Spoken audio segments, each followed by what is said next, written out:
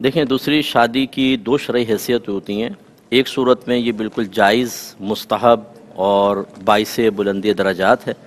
اور دوسری صورت میں یہ ناجائز ہے اور آخرت میں گرفت کا سبب بھی بن سکتی ہے۔ اس پہ دلیل یہ ہے، اللہ تعالیٰ نے ارشاد فرمایا کہ فَانكِحُوا مَا طَابَ لَكُم مِّنَ النِّسَاءِ مَثْنَىٰ وَثُلَاثَ وَرُبَاعَ فَإِنْ خِفْتُمْ أَلَّا تَعْدِلُوا فَوَاحِدَةً۔ اللہ تعالیٰ فرماتا ہے کہ جو عورتیں تمہیں پسند آئیں تم ان سے نکاح کر سکتے ہو، دو دو سے، تین تین سے، چار چار سے۔ یعنی شرعی لحاظ سے لمٹ یہ ہے کہ چار تک ازواج ایک ساتھ نکاح میں انسان رکھ سکتا ہے، ایک ساتھ۔ اگر ایک فوت ہو جائے تو دوسری شادی کر لے، پھر ایک اور سے کر لے، اس طرح چاہے 100 سے کر لے، لیکن ایک وقت میں چار ازواج وہ رکھ سکتا ہے۔ لیکن اللہ تعالیٰ نے اس کو مشروط کر دیا، فَإِنْ خِفْتُمْ أَلَّا تَعْدِلُوا فَوَاحِدَةً۔ پھر اگر تمہیں خوف ہو کہ تم ان کے مابین عدل و انصاف نہ کر سکو گے تو ایک سے نکاح کرو۔ اس کا مطلب یہ ہے کہ اگر کوئی ایک سے زائد شادیاں کرتا ہے اور تمام اس کو شرعی مسائل معلوم ہیں، وہ دونوں بیویوں کے مابین شرعی لحاظ سے ایک عدل و انصاف کی فضا قائم کرتا ہے تو یہ محبوب ہے، مستحب ہے۔ نبی کریم صلی اللہ علیہ وسلم نے اللہ کی اجازت سے، حکم سے ایک سے زیادہ شادی فرمائیں۔ اکثر صحابہ کرام کی زیادہ شادیاں تھیں، اور اس زمانے میں اگر شادی نہیں تھی تو کنیزوں کا تصور تھا، ان سے جسمانی تعلق قائم کر کے جو بچہ پیدا ہوتا اس کا نسب آقا سے ثابت ہوا کرتا تھا۔ ایسی صورت میں چونکہ ایک عورت کو پروٹیکشن حاصل ہوتی ہے، بعض اوقات مطلقہ ہوتی ہیں، بعض اوقات بیوہ ہوتی ہیں، بعض اوقات اوور ایج بچیاں ہوتی ہیں، ان کے رشتے نہیں ہوتے، تو چلے بہت اچھی بات ہے کہ کسی کو آپ نے سہارا دیا، عدل و انصاف سے بھی کام لیا، ایک بچی کو ایک گھر بار مل جاتا ہے، وہ شوہر کی خدمت کر کے درجات بلند ہوتے ہیں، اور اس سے کثرت اولاد کا فائدہ حاصل ہوتا ہے، جس کے بارے میں نبی کریم صلی اللہ علیہ وسلم نے خود فرمایا کہ میں بروز قیامت اپنی امت کی کثرت پر فخر کروں گا۔ سبحان اللہ۔ لیکن منفی پہلو اس کا کیا ہے کہ اگر ہم عدل و انصاف نہ کر سکیں،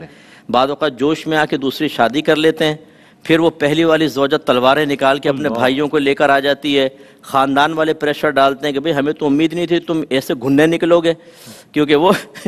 وہ مطلب یہ کہ ویسے تو سب کے سامنے سیٹ چل رہا ہوتا ہے لیکن اس کا کہیں اور بھی مسائل چل رہے ہوتے ہیں۔ اب وہ گھر والوں کی یہ غیر متوقع صورتحال ہوتی ہے کہ سنا تو تھا دوسرے شادی کر لی اس نے بھی کر لی،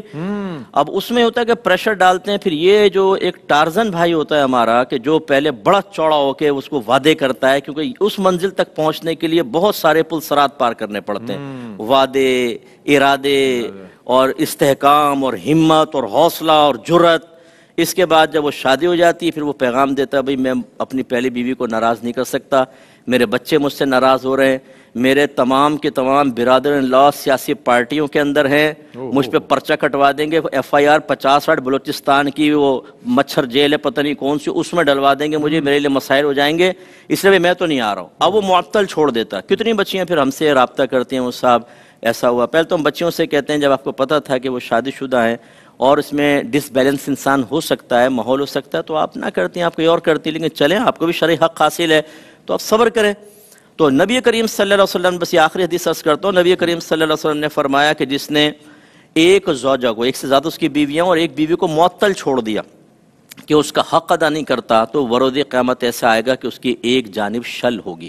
یعنی فالج زدہ ہوگی۔ اس لیے دوسری شادی کرنا کوئی برا کام نہیں ہے۔ اور اس میں ضمناً بس آخری بات یہ عرض کر دیتا ہوں، چونکہ اللہ تعالیٰ نے اس آیت میں مطلقاً حکم دیا مردوں کو مخاطب کر کے کہ تم 2، 3، 4 شادی کر سکتے ہو، تو اس میں یہ یاد رکھیں کہ پہلی زوجہ سے اجازت لینے کی کوئی ضرورت نہیں ہے۔ ضرورت نہیں، ہاں، اگرچہ یہ مستحب بہت وہ بنایا جاتا ہے، مستحب شادی نہیں تو نکاح ہی نہیں ہوا، نہیں، یہ غلط ہے۔ اگرچہ یہ افضل ہے کہ وہ لائف پارٹنر ہوتی ہے، اس نے اپنے آپ کو آپ کے حوالے کیا ہو تو اس کو اعتماد میں لے لیں۔ اس میں ضمناً ایک سوال اور کہ حکومت کی طرف سے بھی کچھ کنڈیشن لگائی گئی ہیں کہ سنا ہے کہ اب وہ ایک اس طرح کا قانون بنا دیا گیا کہ پہلے والی اجازت دے گی تو دوسرے شادی کر سکتا، ورنہ وہ گرفتار ہو جائے گا بندہ، اس پر پرچہ ہو جائے گا۔ کیا فرمائے ایسی بھی کوئی کنڈیشن؟ دیکھیں، اس میں صورتحال یہ ہوتی ہے کہ اگر لوگ عدم توازن کا شکار ہوں